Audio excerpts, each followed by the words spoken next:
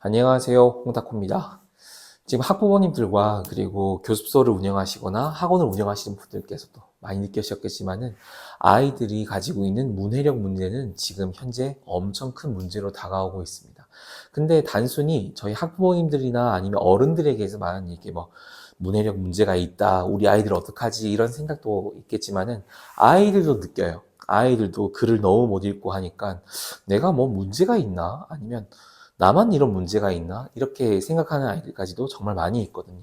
그만큼 지금 문해력 문제는 사회적인 문제로도 올라오고 있고, 단순히 이제 10대들의 문제라기보다는 어른들도 똑같이 문제가 있는 경우가 많았기 때문에, 당장 저 같은 경우에도 문해력이 부족한 사람이라고 생각을 하지만, 저보다 심하신 분들도 많고, 반대로 진짜 아이들인데도 불구하고 글을 정말 잘 읽어내고 거기 있는 내용까지 소화를 잘하는 학생들도 볼 수 있습니다.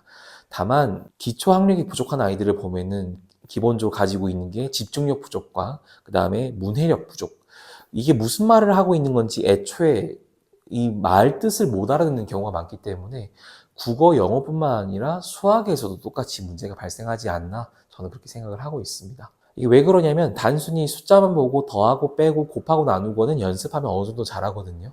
근데 그게 서술형이 들어가거나 아니면 활용 문제에 들어갔을 때 이게 무슨 말을 하고 있는 건지 이 말뜻이 무슨 말뜻인지 모르기 때문에 거기서부터 수학의 벽을 크게 느껴가지고 포기하는 아이들까지 많이 생기고 있습니다.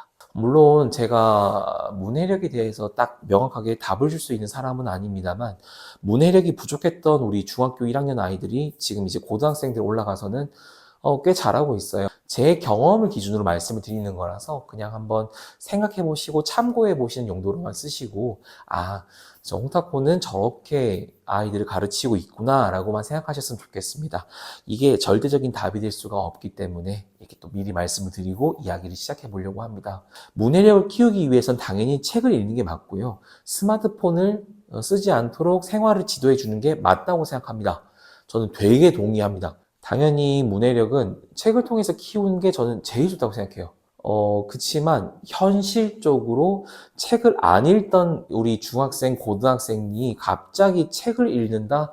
이게 현실적으로 이게 쉽지가 않단 말이죠. 그렇기 때문에 이 책 말고 제가 생각하는 해답에 대해서 뭐 간단하게 이야기해 보려고 하는 거거든요. 그 전에 당연히 전문가 분들께서 말씀해 주시는 책, 그리고 한자어 공부 이런 것처럼 실제로 우리가 사용하고 있는 언어 구사와 관련되어 있는 그런 노력들은 당연히 해주는 게 맞지만 그게 어려운 아이들과 그게 어려운 학부모님들이 계실 수가 있어요. 제가 생각했을 때 정말 성적을 그렇게 딱 잘 받는 게 아니라 우리 아이가 그냥 이 말귀를 못 알아듣는 것 같다라고 생각이 드실 때는 저는 오히려 책도 좋지만은 영화나 드라마를 부모님과 같이 보라고 저는 이야기해보고 싶어요.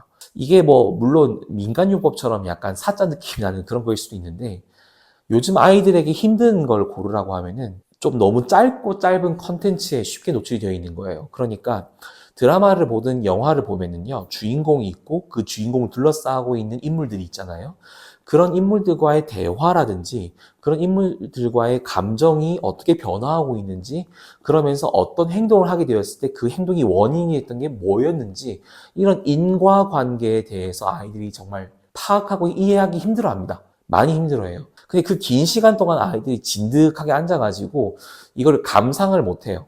최근에 영화를 보러 저희 영화관에 갔을 때도 아이들이 좋아해서 보러 온 영화임에도 불구하고 그런 애니메이션 영화임에도 불구하고 그 1시간, 1시간만을 못 참아가지고 휴대폰 여는 사람 진짜 많이 봤어요. 이게 단순히 10대뿐만 아니라 다른 어른들도 마찬가지거든요.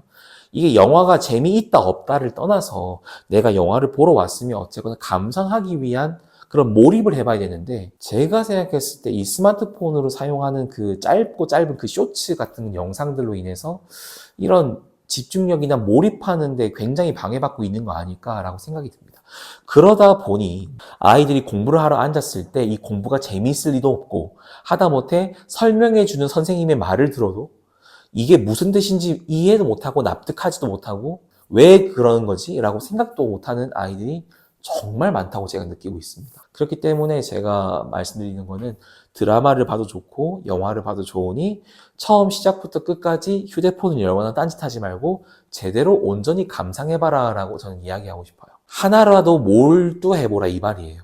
영화나 드라마 같은 경우에는 물론 그 내용을 보고 내가 즐겁고 행복하고 그런 걸 느끼는 건 당연하지만은 이 인물들이 어떤 생각을 하고 있으며 어떤 표정을 짓고 있는지 서로에게 좀 상호작용을 해야 되는데 쇼츠라든지 이제 좀 짧은 컨텐츠의 경우에는 그런 것들이 너무 짧다는 거예요. 자극적이고 내가 그냥 재미면은 재미만 추구하는 그런 짧고 짧은 영상들로만 하다 보니까 공부라든가 책이 재밌을 리가 없단 말이죠. 그러니까 너무 어려운 책을 먼저 접하게 해서 하는 것보다는 차라리 영상을 봐도 좋으니 긴 컨텐츠를 깊이 있게 아이들이 감상할 수 있고 이해할 수 있도록 부모님이 지도해 주셨으면 좋겠다라고 이야기를 합니다.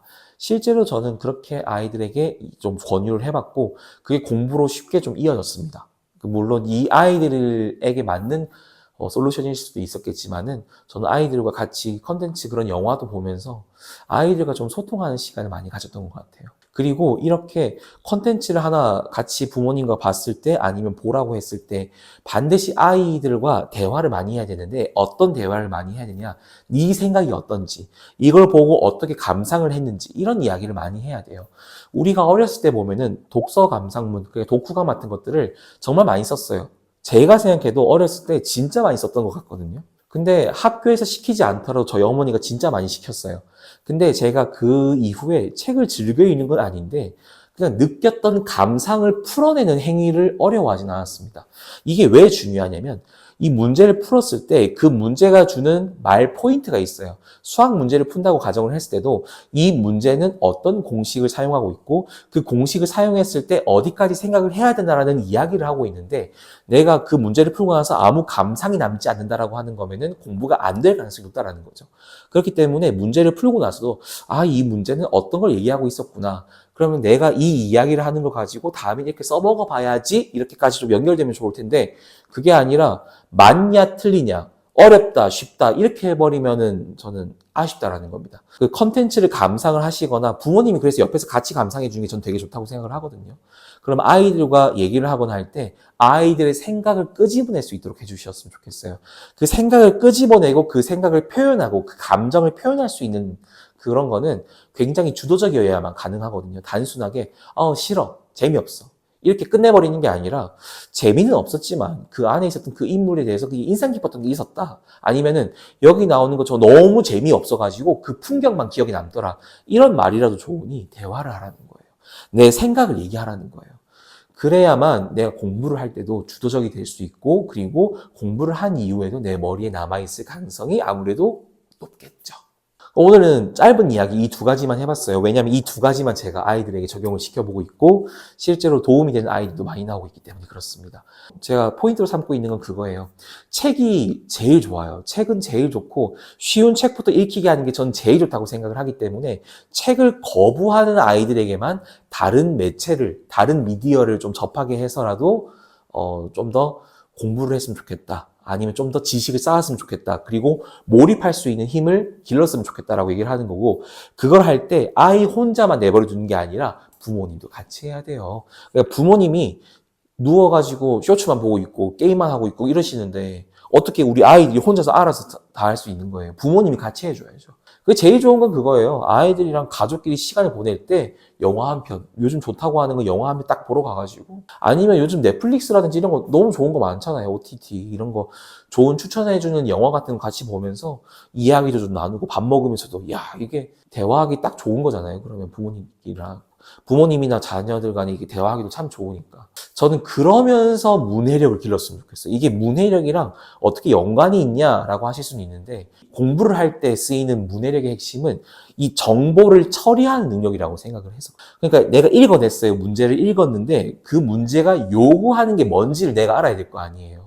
근데 그거는 단순하게 공식을 많이 외우고 수학 연산이 빠르고 그거랑은 좀 상관이 없는 것 같습니다. 저는 거기에서 그 글에 나오는 그 문제에서 내가 필요한 정보를 캐치해내고 그 필요한 정보에 따른 내가 외운 공식을 끄집어낼 수 있는가 없는가 그게 되게 중요하다고 생각하기 때문에 이 정보 처리 능력에 조금만 더 우리가 촉각을 곤두 세우셨으면 좋겠습니다.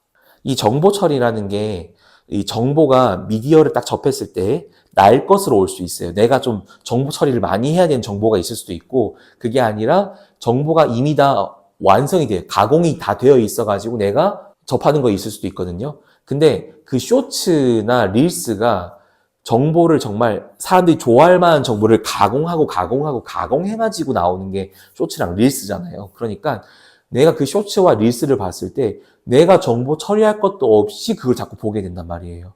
하다못해 가짜 뉴스도 많고 요즘, 그리고 AI로 만든 그런 부정확한 뉴스도 되게 많은데도 불구하고 그게 사실이라고 믿어버리면 안 되거든요. 그리고 제가 항상 말씀드리는 게 있잖아요. 제 이야기는 그저 제 이야기일 뿐이에요.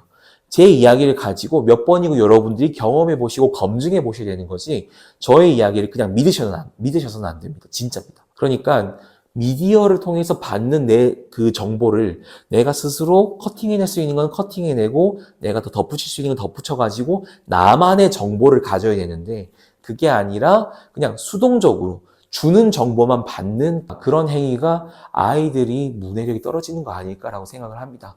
가장 좋은 건 책이라고 또 말씀을 드려요. 근데 책을 너무 어려워해. 그리고 책을 볼 시간조차 없다라고 하면은 차라리 그런 미디어를 통해서라도 내가 감정을 표현해내고 몰입할 수 있고, 그리고 거기에 나오는 정보 처리하는 그런 즐거움과 그런 경험을 쌓았으면 좋겠다라고 이야기를 하는 겁니다.